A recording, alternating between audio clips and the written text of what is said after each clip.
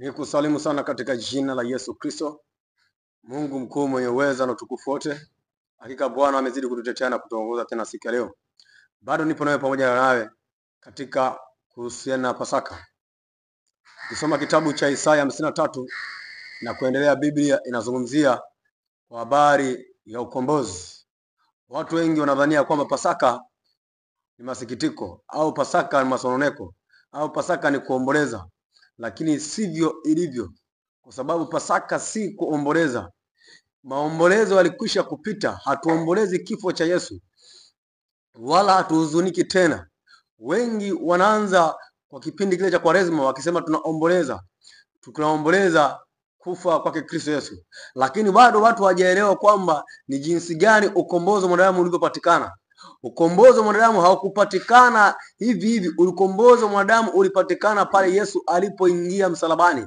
Kwa njia ya Calvary akaleta ukombozi, na ukombozi huu ndio leo hii uliotuweka huru mimi na wewe. Kwa njia ya Kristo Yesu aliyekuja kuleta ukombozi huu na akatutangazia uhuru tuliokuwa sisi mateka, tuliokuwa sisi wa kuangamia. Kwa njia yake yeye akaleta ukombozi. Kile kitabu cha Isaya 53, Biblia inasema hakika ameyachukua masikitiko yetu. Ameyachukua masikitiko yetu. Masikitiko yetu yana aina gani?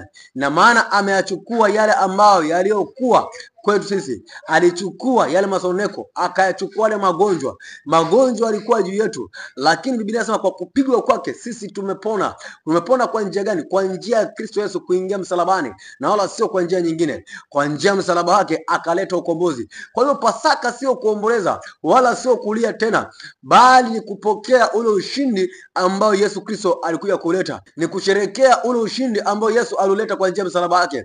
Katika yeye na ndani yake akauzirisha ukombozi kwa mwanadamu na kwa kila nafsi iliyokuwa imepotea.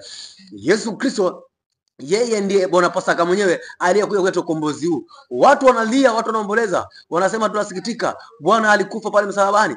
Sio sikitike, ufurahie, kwa sababu ushindi ulipatikana hasa pale alipokufa yeye. Maana pasipo kufa kwake yeye hakuna ushindi ungepatikana, lakini kwa kufa kwake Kristo Yesu akafufuka, akaleta ukombozi. Kwa hiyo yeye Bwana ufufuo alikufa akafufuka ili kuleta ukombozi, na kwa ukombozi huu umeupata ulimwengu uokolewe, na kwa ukombozi ulimwengu uweze kuwa salama. Hii ndio njia ambayo ulimwengu uliweza kuokolewa, kwa njia ya Kristo Yesu alipokufa pale msalabani. Leo hii watu wanasikitisha sana.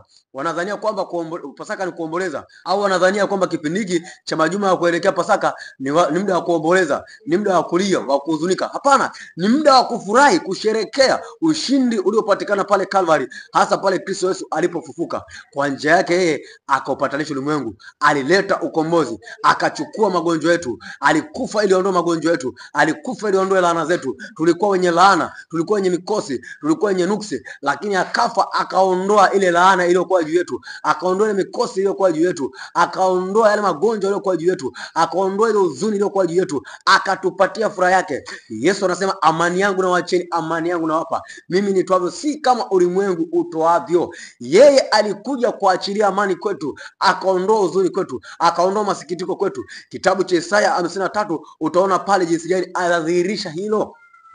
Kwa hiyo Pasaka ni kufurahia na kusherekea ushindi ambao Yesu Kristo aliyokuja kuleta duniani, ukombozi. Ndio maana wana wa Israeli wanasherekea Pasaka kutoka utumwani. Walitoka utumwani kule Misri kwa Farao, walikokuwa wanateseka, walikokuwa wanalia chini ya laana, chini ya magonjwa, lakini baada ya kukombolewa wanasherehekea Pasaka kwa kufurahia, kwa kushangilia, hasa wakikumbuka alipokuwa ametolewa utumwani na Mungu kuingia nchi ya Kanaani. Na sisi tunafurahia na tunasherehekea ushindi ambao Yesu Kristo aliudhihirisha kwa njia ya Calvary alipokuja kutukomboa sisi ambao tulikuwa dhambini na kuingia katika utukufu wa utakatifu wake kwa njia yake yeye.